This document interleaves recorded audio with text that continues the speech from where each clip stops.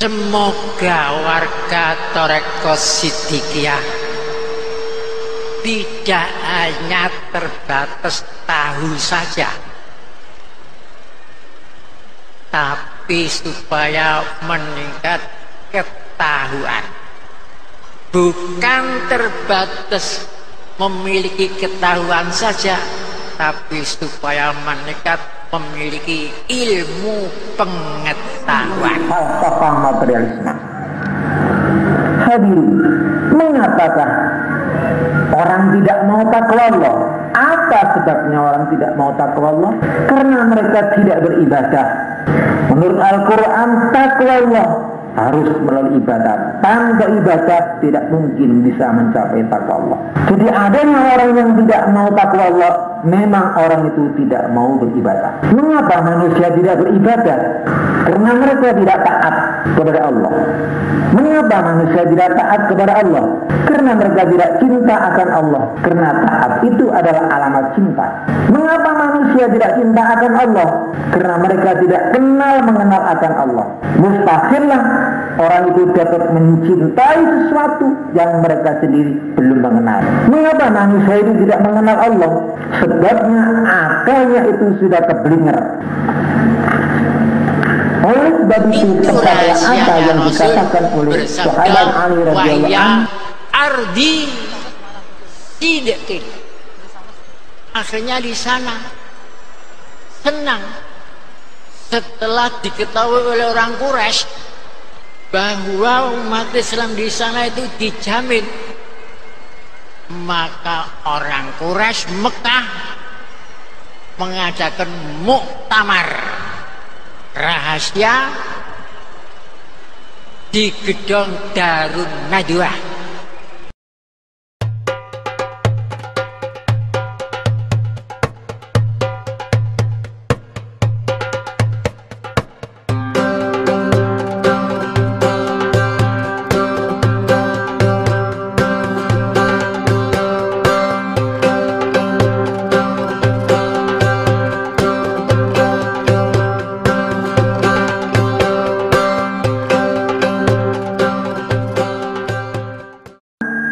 dalam kitab Nahjul Balaghah jilid 1, qala Ali radhiyallahu an awal din ma'rifatuh, berkata Ali radhiyallahu an, awal-awalnya agama itu ialah ma'rifat atau mengenal akan Allah Ta'ala. Di dalam kitab Zubat diterangkan, awal wajibin ala insani ma'rifatul ilahi istiqami. Pertama kewajiban bagi manusia ialah mengenal Tuhan dengan mata keyakinan, bukan dengan mata zahir.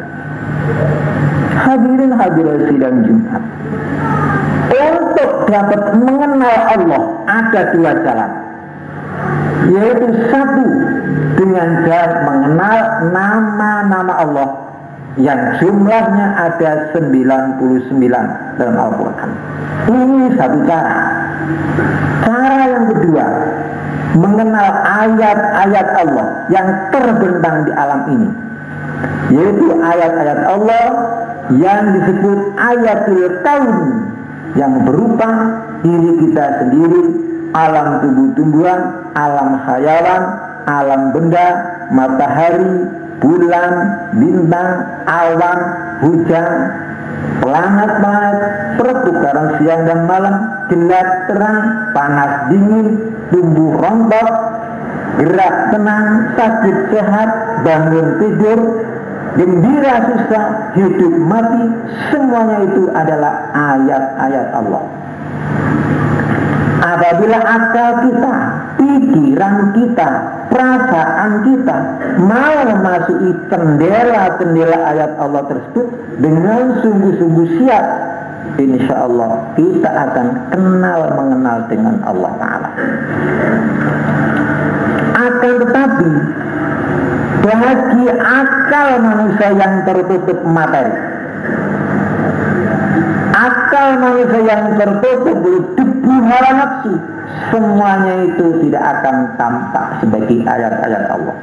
hanyalah tampak sebagai benda-benda alam saja, tampak sebagai materi saja. Jangankan ayat-ayat yang di kanan kiri, muka belakang, atas bawah bisa tampak oleh akal mereka, sedang tertutup materi. Sedangkan kepada dirinya sendiri itu pun tidak tampak sama sekali dari pandangan akal. Tidak tampak oleh mata akalnya bahwa dirinya itu manusia, tak terlihat oleh mata martabat kemanusiaannya. Apakah yang terlihat olehnya? Hanyalah benda-benda berjalan, hanyalah gambar-gambar yang bekerja, hanyalah rupa-rupa yang bervariasi. Setiap dari bervariasi, diam, gerak, duduk, berdiri, berbaring, berjalan, makan, minum, ketawa, menangis, bergerombol-gerombol, berpencar-pencar, berasi-asian, bermungsu-mungsuan, sehat, sakit, tidur, bangun, timbul, tenggelam, mati. Akhirnya gambar-gambar itu lenyap dari pemandangan layar atas bumi, masuk ke dalam perut bumi, hancur luluh, tertutup, tamat lakunya gambar-gambar tersebut. Demikianlah pandangan akal manusia yang tertutup oleh materi, sebagaimana tersebut di Al-Quran, "Zulmatun ba'duha fawqa ba'din idza akhraja yadahu lam yakad yaraha." Surat Nur. Gelap yang tersusun-susun, jika tangannya sendiri dikeluarkan tiada tampak olehnya. Tepatlah apa yang dikatakan oleh seorang ulama tasawuf, Imam Al-Busiri, di dalam nazam burdahnya, "Qad tunkiru ainu daw asy-syamsi min ramadin wa yunkiru famu ta'mal ma'in ta'man." Kadang-kadang ada mata manusia mengatakan sinar matahari itu tidak terang, disebabkan mata itu sendiri yang terangkum. Kadang-kadang ada lisan mengingkari rasanya air, disebabkan orangnya sedang sakit malaria. Tanda ayat, bukti burhan adanya Allah Ta'ala terbentang luas meliputi alam semesta ini. Akan tetapi ada manusia yang masih tidak percaya akan adanya Allah, dengan perkataan yang congkak mangkak, manakah bukti adanya Allah. Hakikatnya bukan ayat-ayat Allah, bukan tanda-tanda adanya Allah yang kurang jelas, akan tapi akalnya orang tersebutlah yang memang sedang kena penyakit sehingga menjadi rusak. Demikian tersebut dalam Al-Quran, "Fi qulubihim maradun fazadahumullahu maradan." Di dalam hati mereka ada penyakit, maka Allah menambahi penyakit kepada mereka. Hadirin hadirat, mudah-mudahan kita selamat dari penyakit buta hati, buta akal, buta akan ma'rifatullah. Semoga warga Thoreko Siddiqiyah tidak hanya terbatas tahu saja, tapi supaya meningkat ketahuan. Bukan terbatas memiliki ketahuan saja, tapi supaya meningkat memiliki ilmu pengetahuan. Bukan hanya terbatas memiliki ilmu pengetahuan saja, tapi sampai mengamalkan ilmu pengetahuan itu sampai tingkat takwa Allah. Jadi tahu takwa. Banyak manusia yang tahu akan radio, di samping itu mempunyai ketahuan nyetel radio, belum tentu mempunyai ilmu pengetahuan tentang radio.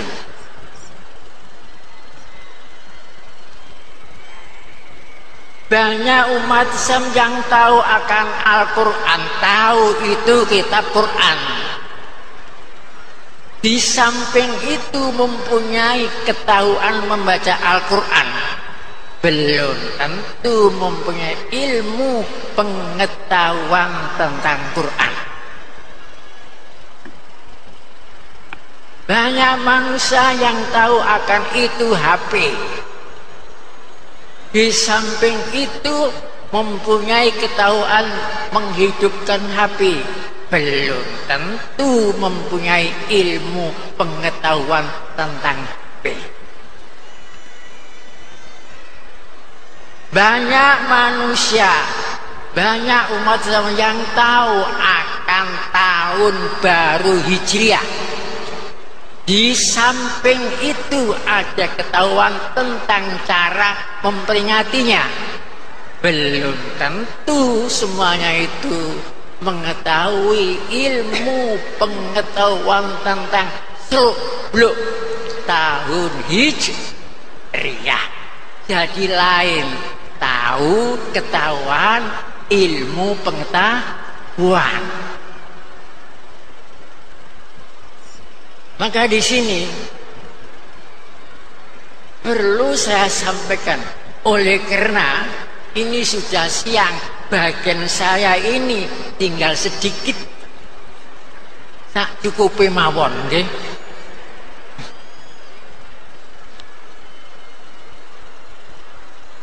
Semua peringatan tahun baru Hijriah sampai hari kiamat itu bersumber dari tahun Hijriah yang telah ditetapkan oleh Khalifah Umar Ibnul Khattab pada tahun 638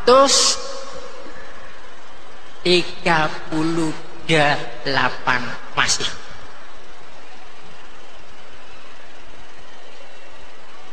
Dan tahun Hijriah yang telah ditetapkan oleh Khalifah Umar bin Khattab itu bersumber dari peristiwa hijrahnya Nabi Muhammad Sallallahu Alaihi Wasallam dari Mekah ke kota Yastrib.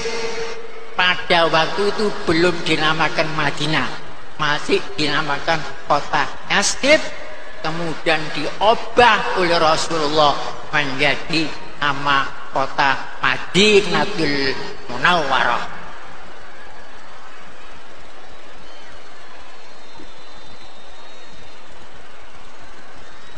Hijrah Nabi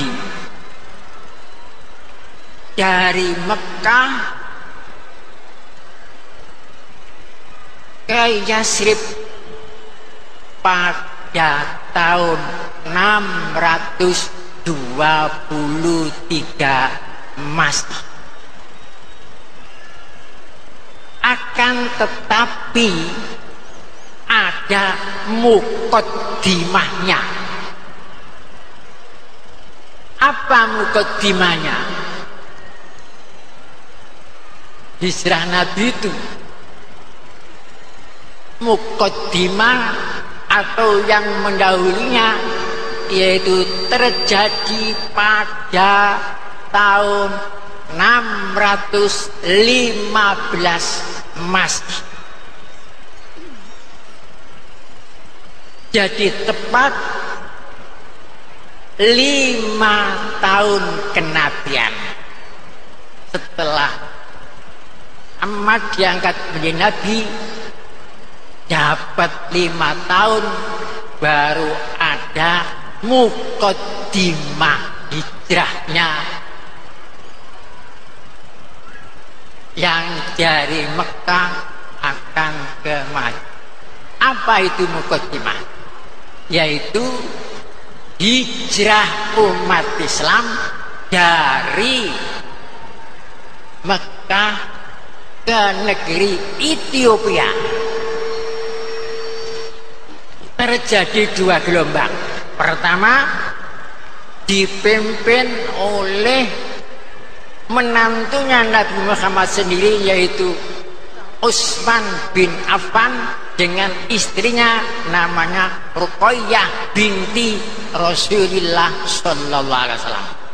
Gelombang kedua dipimpin oleh Ja'far bin Abi Thalib dengan istrinya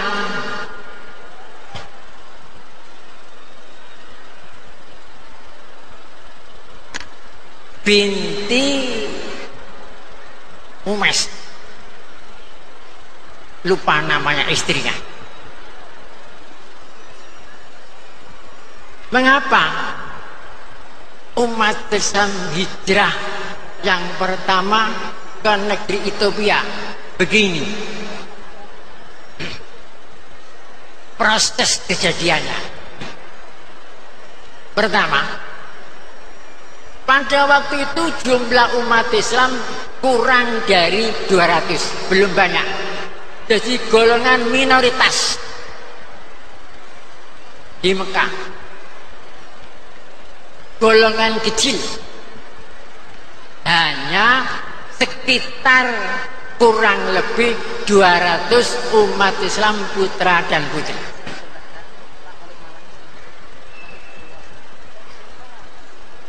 Pada waktu itu di Mekah, bagi umat Islam yang kecil itu tidak ada kemerdekaan beriman, tidak ada kemerdekaan beribadah, tidak ada kemerdekaan beragama, tidak ada kemerdekaan berekonomi. Sedang waktu itu ekonomi pun dibekot. Yang ada kezaliman, kezaliman keimanan, kezaliman keibadatan, kezaliman keagamaan, kezaliman perekonomian. Sehingga umat Islam golongan yang kecil itu susah payah, ditekan, dihina, ditindas, ada yang dibunuh. Rasulullah, pamannya Abu Thalib, Siti Khadijah pun tidak mampu untuk melindungi umat Islam yang kecil ini, yang tidak mampu untuk mencegah kebrutalan kafir Quraisy. Sehingga umat Islam itu mengadu kepada Rasulullah, ya Rasulullah, bagaimana kami ini?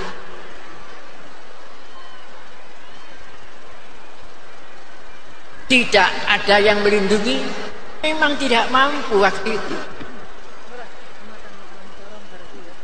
Akhirnya Rasulullah bersabda, sebaiknya kamu mencari suaka ke luar negeri, mencari suaka ibadah, suaka agama ke luar negeri.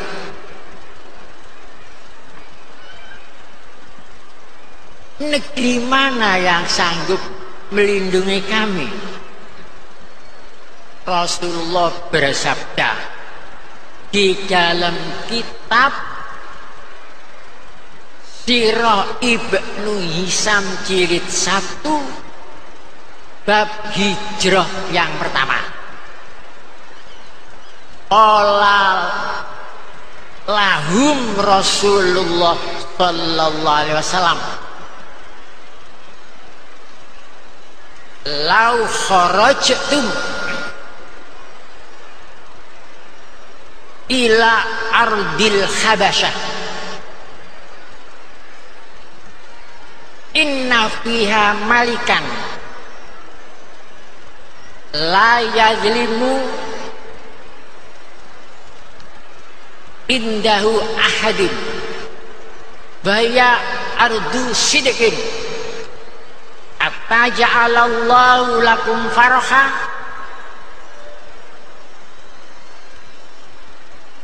lakum.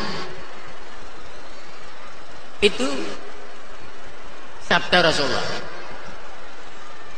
Lau kharajtum, jika kamu keluar dari Mekah ila ardil Habasyah, ke negeri Habsyi, sekarang dinamakan Ethiopia. Inna fiha malikan, di sana ada seorang raja yang adil, la yuzlam indahu ahad, tidak pernah menganiaya satupun orang di sisinya.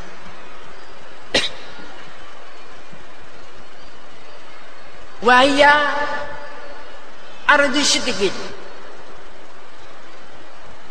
bumi Ethiopia itu bumi yang sedikit. Hatta ja'alallahu lakum farha, sehingga Allah menjadikan kamu akan senang, bahagia di sana, segala apa yang kamu miliki. Jadi itu diperintah suaka, bukan suaka politik, tapi suaka keagamaan. Padahal waktu itu negara Ethiopia nama rajanya Astamah, tapi Rasul tidak menyebut nama raja, tapi disebut Malikan Raja. Jadi kamu nanti dilindungi oleh negara. Kamu di sana nanti imanmu dilindungi, agamamu dilindungi, ibadahmu dilindungi, perekonomianmu dilindungi oleh raja. Namanya Astama, agamanya Kristen Ortodok. Berangkat ke sana. Ma'asyiral muslimin rahimakumullah. Coba diteliti, ditelusuri, diminati hadis itu. Padahal pada waktu itu benua masih ditemukan hanya 3. Satu benua Asia, benua Afrika, benua Eropa. Benua Amerika belum ditemukan, benua Australia belum. Tapi diperintah mencari suaka ke luar negeri, ke benua Afrika. Sedang negara-negara di Afrika itu banyak. Ada negara Zaire, Sudan, Kenya, dan tapi mengapa yang disebut dipilih oleh Rasulullah negara Ethiopia? Ada apa? Di situ disebutkan ada 2 sebab. Pertama, yang disebut di sana ada Malikan Raja, la yuzlamu indahu ahadun, yang tidak pernah mendolimi seorang pun. Kata-kata raja itu nyangkut masalah negara,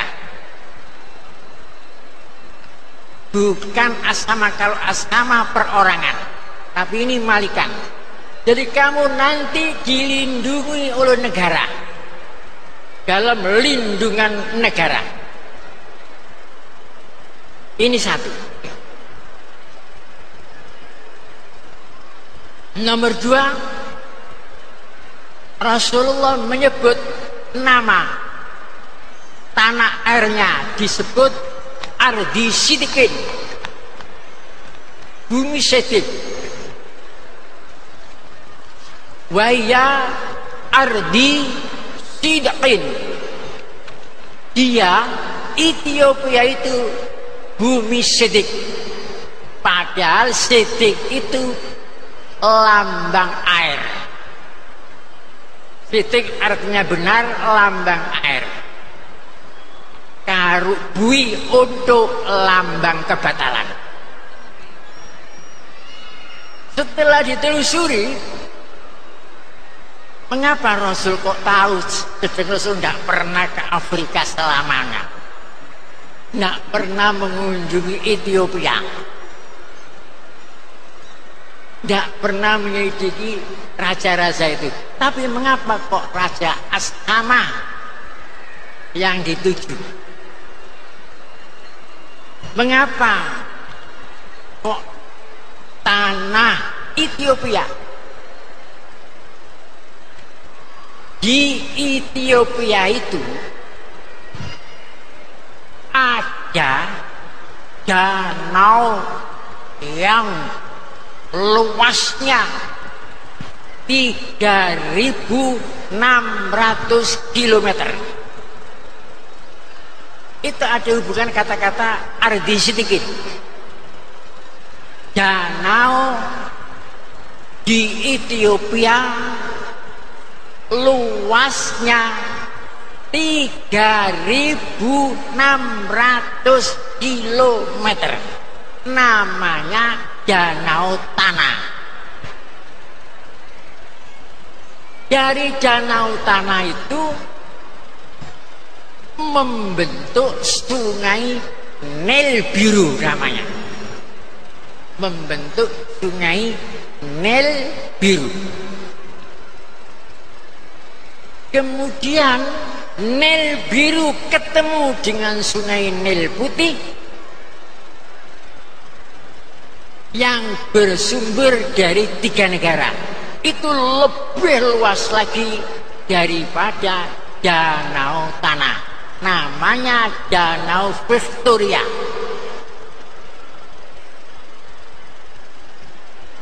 Saking luasnya, dengan Jawa Timur masih luas Danau Victoria.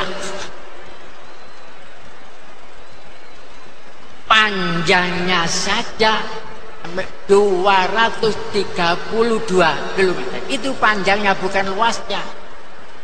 Luasnya 250 km. Dalamnya rata-rata 40 meter.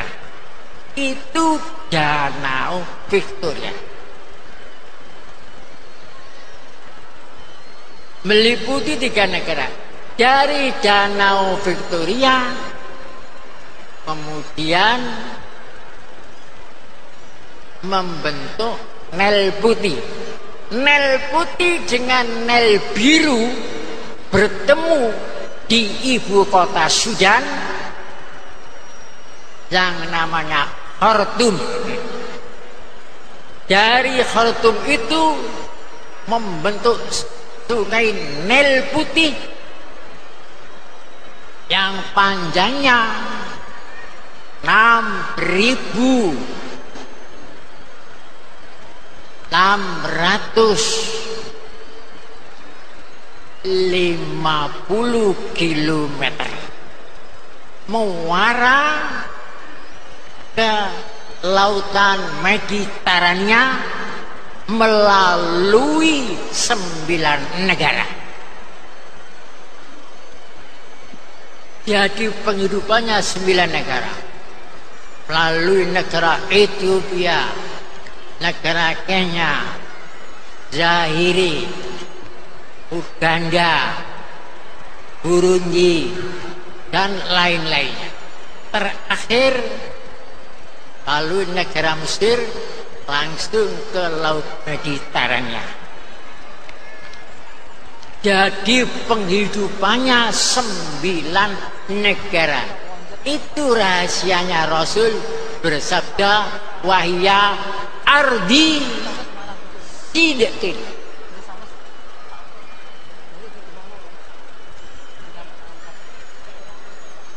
Akhirnya di sana senang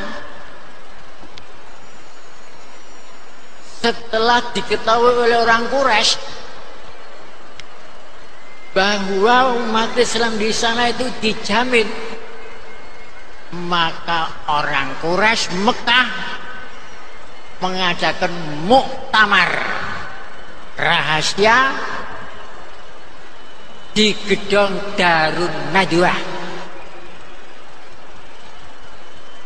Di situ mengumpulkan harta benda, mengumpulkan emas dan sebagainya, akan dibawa ke negeri Ethiopia, diaturkan kepada Raja Ashama supaya orang-orang yang hijrah itu bisa diusir kembali ke negeri Mekah kembali. Jadi akan disogok, disuap. Jadi sogokan kayak biyen. Boten sakniki to. Siapa yang dipilih delegasi ke sana? Pilihan orang yang paling pandai diplomasi. Ketemu dua orang, satu Amru bin As sebelum masuk Islam,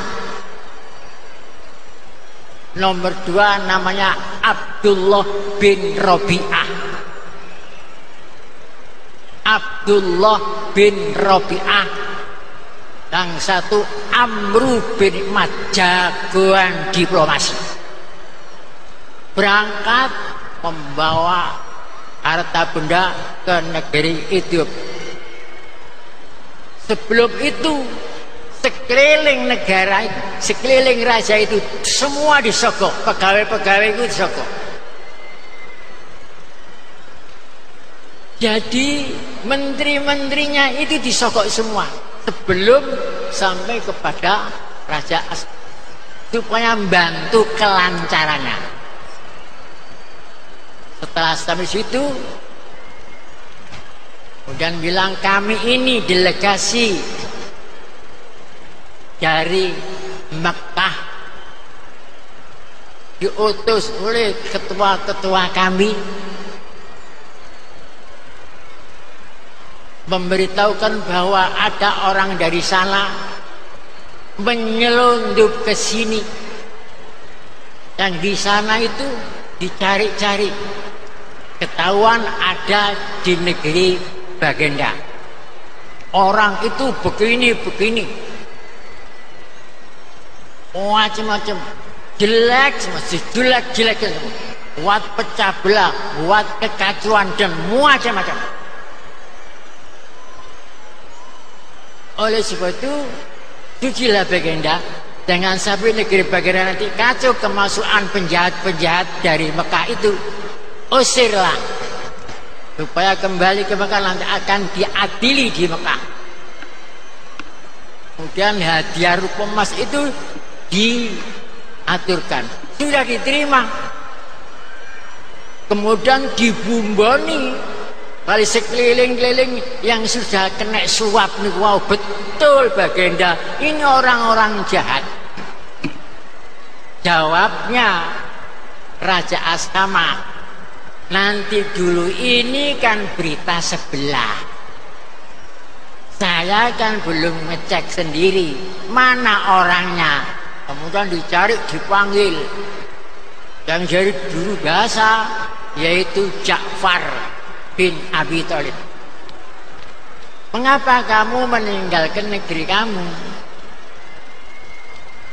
Kok kamu ke negeri saya? Jawabnya Bagenda, kami dahulu itu orang jahiliyah, suka makan bangkai, suka pecah belah. Yang kuat nindes yang lemah, dan minuman. Dan saya suka berbuat faksa, nyembah berhala dan sebagainya. Kemudian datanglah Rasul yang saya kenal. Kami dilarang nyembah berhala, kami dilarang perzinaan, kami dilarang mabuk-mabukan, kami dilarang makan baki, kami dilarang perpecahan, kami diperintah silaturahim, satu persatuan, kami diperintah sholat, diperintah zakat, kemudian kami dipaksa oleh tokoh-tokoh yang ada di mana itu supaya kembali kepada agama berhala. Oleh karena kami tidak mau, kami ditekan-tekan di luar peri kemanusiaan. Oleh sebab itu kami minta perlindungan, dan baginda satu-satunya yang ditunjuk oleh Muhammad. Setelah begitu kan banyak-banyak yang terangan dipanggil, wahai utusan dari Mekah, bawalah mas-mas ini kembali, walaupun satu gunung mas, saya tidak membutuhkan. Ini dalam melindungan negara. Kalau kamu memaksa, kamu lawan negara, bukan lawan saya, tapi kamu lawan negara Ethiopia. Pulang, dungi, pulang. Jadi umat Islam harus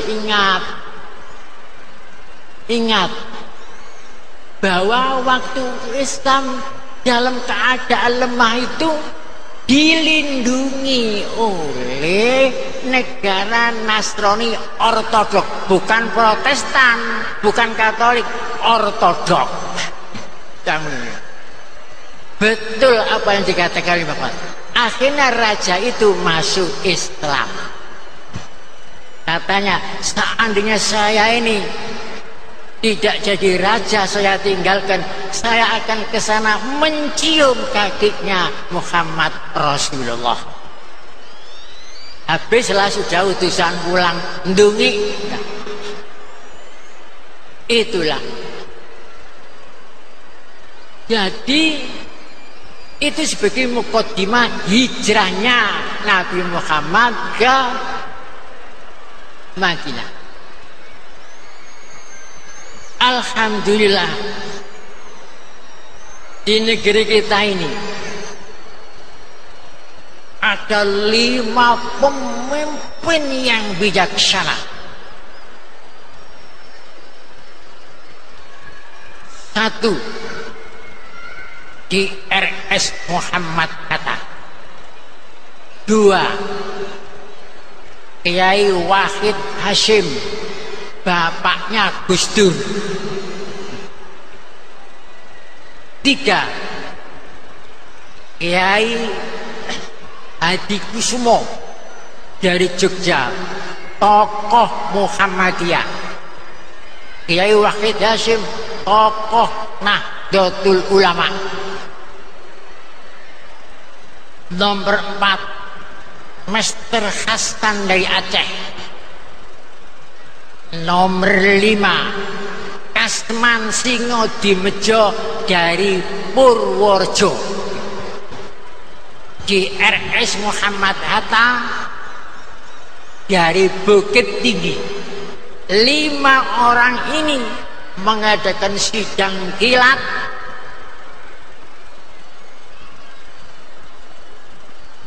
untuk mengubah kata-kata ketuhanan yang Maha Esa dengan kewajiban menjalankan syariat Islam bagi pemeluk-pemeluknya. 7 kalimat itu diganti 3 kalimat yang Maha Esa. Tadinya ketuhanan koma, bunyinya ketuhanan koma, dengan kewajiban menjalankan syariat Islam bagi pemeluknya. Ini diprotes oleh orang-orang lain agama. Kalau ini tidak dirubah, katanya kami tidak akan ikut dalam negara kesatuan Republik Indonesia, tapi kami akan berdiri di luar negara Republik Indonesia. Akhirnya diganti dengan 3 kalimat yang Maha Esa, maknanya tauhid, dungi kan. Jadi tauhid, la ilaha illallah. Itu tanggal 18 Agustus. Tanggal 18 Agustus sidang kilat kurang dari 5 menit, akhirnya kalimat itu diterima oleh panitia persiapan kemerdekaan Indonesia. Akhirnya berdirilah Negara Kesatuan Republik Indonesia.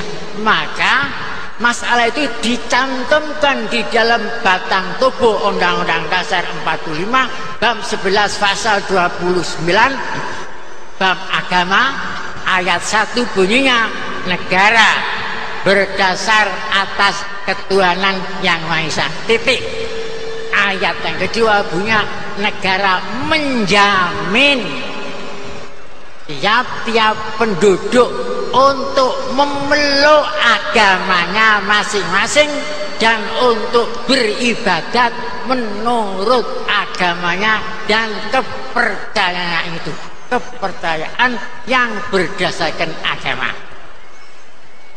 Dugaan saya mungkin saja orang lima itu diilhami sabda Rasulullah, lau kharajtum ila ardil Habasya inna fiya malikan la yuzlamu indahu ahadun wa hiya ardu sidqin hatta ja'alallahu lakum fima antum. Itu dugaan saya mungkin.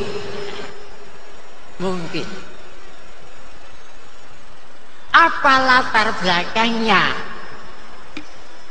di dalam batang tubuh Undang-Undang Dasar kok ditantumkan negara? Ini kekuasaan negara. Kalimat pertama, negara berdasar atas ketuhanan yang Maha Esa. Saya membaca itu menangis hati saya, syukur kepada Allah. Negara kita negara berdasarkan Allahu Ahad.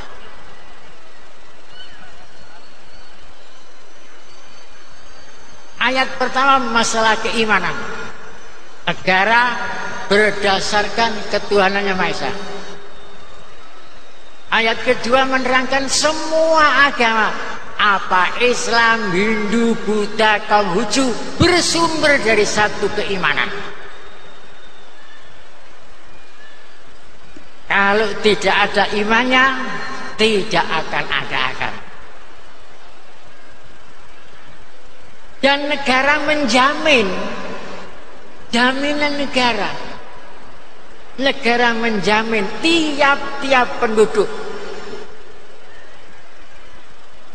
Negara menjamin tiap-tiap penduduk untuk memeluk agamanya masing-masing. Memeluk agama Islam dijamin, memeluk agama Kristen dijamin, memeluk agama Hindu dijamin, dan lainnya.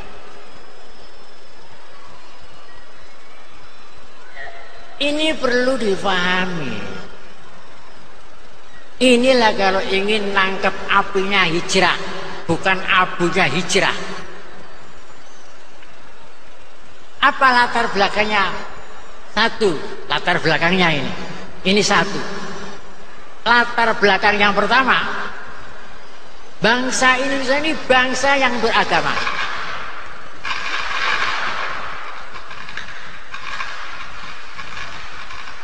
Bangsa yang beragama. Jadi bangsa Indonesia ini bangsa yang beragama. Ini pertama.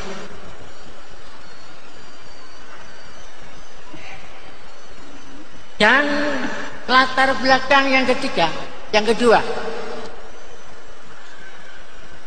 di negara Indonesia ini pernah ada negara besar 3 macam. Satu, negara besar Sriwijaya. ini diwarnai oleh agama Buddha. Monumentalnya Candi Borobudur. Itu pertama. Yang kedua, negara Indonesia yang besar yang kedua, negara Mojopahit. Ini diwarnai oleh agama Hindu. Monumentalnya Candi Prambanan. Negara besar yang ketiga, Negara Kesatuan Republik Indonesia. Negara pertama negara kejatuhan, negara kedua negara keprabuan, negara yang ketiga negara persatuan. Negara besar yang ketiga Negara Kesatuan Republik Indonesia diwarnai oleh agama Islam. Monumentalnya Masjid Istiqlal. Ini latar belakang yang kedua. Latar belakang yang ketiga, ini banyak dilupakan. Latar belakang yang ketiga, sekarang kita sekarang mempunyai angkatan darat, sudah mempunyai angkatan kepolisian, sudah mempunyai angkatan udara, sudah mempunyai pemerintahan, sudah mempunyai kehakiman, semua sudah. Mengapa sudah mempunyai? Karena kita sudah mempunyai Negara Kesatuan Republik Indonesia. Seandainya tidak punya negara, tidak punya semuanya itu.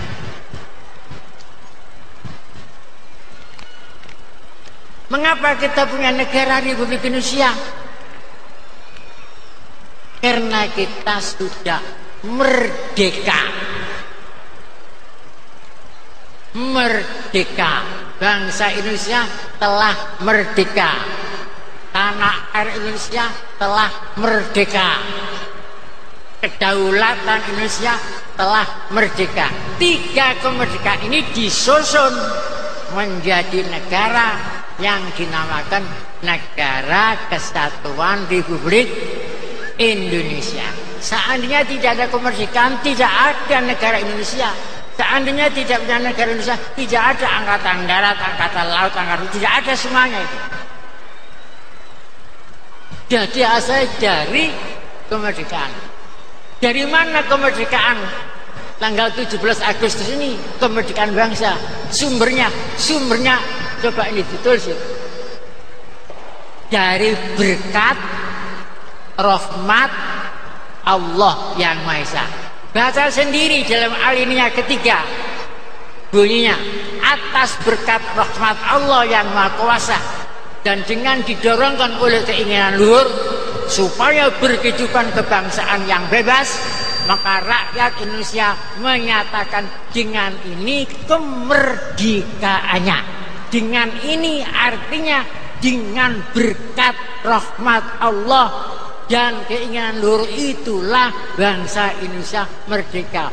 Bukan karena persenan dari sekutu, bukan karena ngemis-ngemis kepada Jepang, bukan semata-mata karena kemampuan kita, tidak mampu kita merdeka, tapi karena berkat rahmat Allah yang Maha Kuasa. Oleh sebab itu kalau ada orang pidato kemerdekaan ini semata-mata hasil perjuangan bangsa Indonesia, itu salah. Itu namanya menyingkirkan berkat rahmat Allah. Pada itu sudah dicantumkan di dalam pembukaan Undang-Undang Dasar 45. Ini yang banyak lupa. Maka saya jadikan syair, jangan lupa, jangan lengah atas berkat rahmat Allah. Itu latar belakangnya. Maka dicantumkan negara berdasar atas ketuhanan yang Maha Esa. latar muka bagaimana? Agar penyelenggara negara ini seterusnya dan seluruh rakyat Indonesia harus berjuang bergerak, jangan mengkotori berkat rahmat Allah. Jadi kalau bekerja menggerogoti negara, mengkotori negara, tawuran dan sebagainya, bujukan rakyat, itu mengkotori berkat rahmat Allah. Dikotori. Padahal kemerdekaan ini diberikan oleh Allah Ta'ala di bulan Ramadan. Makanya dipilih tanggal 17. Waktu itu Pak Karno baca sendiri dalam buku Sindi Adam. Pak Karno dipaksa supaya tanggal 15 harus proklamasi. Tidak mau Pak Karno. Walaupun guru saya ini diketok, saya tidak mau. Saya tunggu tanggal 17. Kemudian ditanya, mengapa harus tunggu tanggal 17? Saya dipaksa. Satu, nanti tanggal 17 ini, sekarang ini bulan Ramadan. Dan nomor 2, sekarang kita ini sedang puasa Ramadan. Nomor 3, nanti tanggal 17 itu hari Jumat Legi. Dan Al-Quran diturunkan tanggal 17. Dan kita diwajibkan 17 rakaat. Itu sebabnya saya pilih tanggal 17. Itu termasuk latar belakangnya. Baca sendiri dalam buku Bung Karno Penyambung Lidah Rakyat yang ditulis oleh wartawati Amerika Sindi Adam, bab 24. Baca sendiri. Nek mboten duwe dhuwit sampean tuku. Nek duwe dhuwit tuku sing dobel. Cek Nero. Jadi apa yang disabdakan oleh Rasulullah, lau kharajutum, itu sesuai dengan bab 11 pasal 29 ayat nomor 1, 2 bab agama. Saya yakin kalau seluruh rakyat Indonesia ini sadar akan bab itu, nggak sampai tawuran, lain pendapat saja tukaran, udah. Lain pendapat tukaran. Saya bener, kamu salah, royoan bener. Mengapa kok royoan? Karo-karo gak nyekel bener ya Pak. Jadi mesti keroyokan. Bangsa bener dhewe, kuwasa dhewe, menang dhewe, apik dhewe, seneng dhewe, sugih dhewe, urip dhewe nang donya gak wani. Wani sampean jan urip. Gak wani. Rono gak petuk uang, petuk cempe. Kok petuk gudel, malah mati pisan. Gak wani. Tapi jangan mentingkan kuat individual. Kita harus, misalnya kita ini hidup di dunia bersama-sama, wong 5 miliar banyaknya sekarang ini. Di Indonesia saja ini kenyataan tidak bisa dibantah. Di Indonesia saja 250 juta, ini sama-sama itu. Dan agamanya macam-macam. Ini tidak bisa dibantah. Dan harus hormat menghormati, harga menghargai, saling tolong menolong, ingat pengingatan. Kapal Republik ini hanya satu ini harus kita jaga bersama-sama. Kalau kapal ini kono digrogoti, Goleng, tenggelam Indonesia ini ya. Ini yang kita takuti. Kalau sana maling, sana merampok, kono bobol. Bagaimana ini? Nasib Indonesia ini bagaimana? Kalau ingat berkat rahmat Allah, ya, saya yakin tidak mungkin akan berubah. Oleh sebab itu mudah-mudahan mukaddimah keterangan saya mukaddimah saja mengenai hijrah Nabi. Yang saya terangkan hanya mukaddimahnya, belum menerangkan hijrahnya Nabi. Nanti lain hari. Sekarang masih menerangkan mukaddimahnya, belum menerangkan hijrahnya Nabi, belum menerangkan Jabal Nur, Jabal Uhud, Jabal Rahmat, Jabal Sur, belum. Itu nanti kalau sudah menerangkan peristiwa hijrahnya Nabi, baru saya menerangkan masalah 4 gunung yang masyhur. Ja'alana Allah wa iyyakum minal faizin aminin wa adkhalna wa iyyakum fi zumrat ibadil arifin. A'udzu billahi minasy syaithanir rajim. Fa'alam annahu la ilaha illallah wastaghfir li dzambi wa lil mu'minina wal mu'minat wallahu ya'lamu mutaqallabakum wa maswaakum. Barakallahu li wa lakum fil Qur'an wa nafa'na wa iyyakum bil ayati wa dhikri wa qurrati fir warham anta khairur rahimin.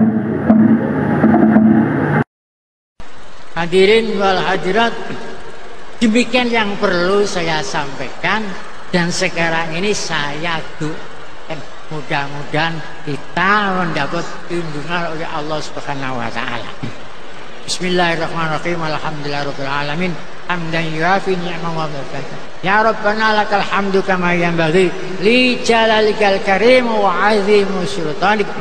Allahumma zidna wa la tanqusna. Allahumma akrimna wa la tuhinna. Allahumma a'tina wa la tuharrimna. Allahumma asirna wa la tu'assir alaina. Rabbana atina fid dunya hasanah wa fil akhirati hasanah wa qina adzabannar. Rabbana la tuzigh qulubana ba'da idh hadaitana wa hab lana min ladunka rahmatan innaka antal wahhab. Allahumma khatim lana bil iman, Allahumma khatim lana bil Islam bi jahi sayyidil mursalin walhamdulillahi rabbil alamin. Wassalamualaikum warahmatullahi wabarakatuh.